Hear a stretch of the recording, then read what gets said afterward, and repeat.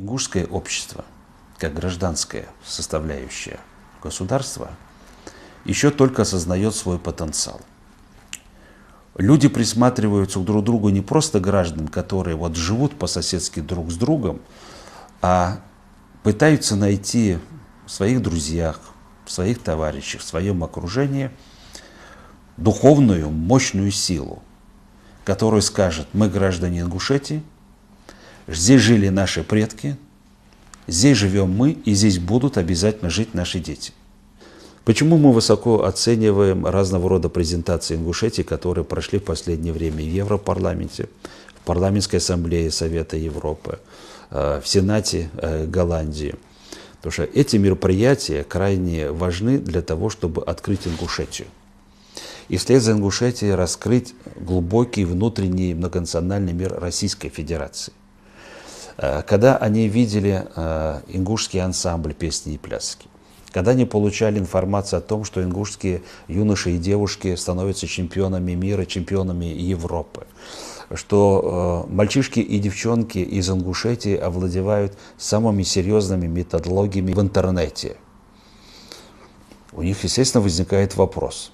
Нам все здесь говорят, в Ингушетии проблемы трудно, республика компьютеризируется, в республике строятся современные медицинские учреждения. Республика создает рабочие места по вектору современных таких технологий.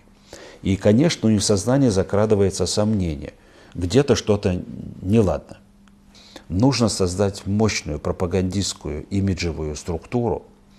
Нужно не пожалеть бюджетных денег, может быть, какие-то спонсоры найдутся, с тем, чтобы показывать Ингушетию со всех сторон. Показывать в полноте, показывать в работе, в преодолении трудностей и сложностей, показывать исторический генезис, говорить, когда эта нация возникла, когда она вошла в состав Российской Федерации, объединила свои силы.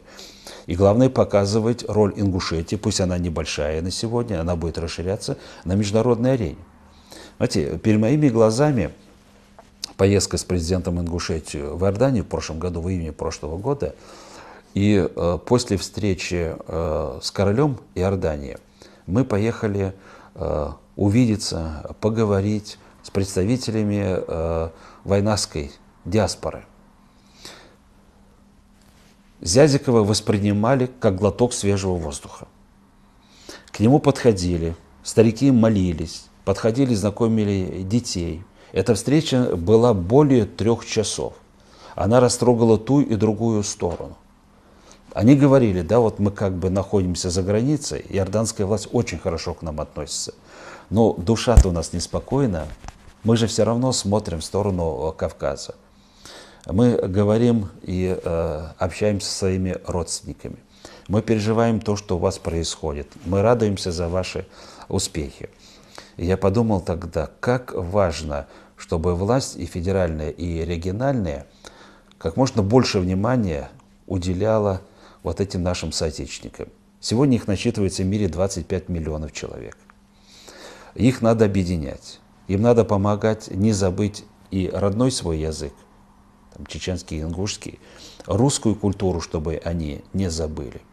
Тогда это будут люди, которые, живя на территории другого зарубежного суверенного государства, будут нашими союзниками.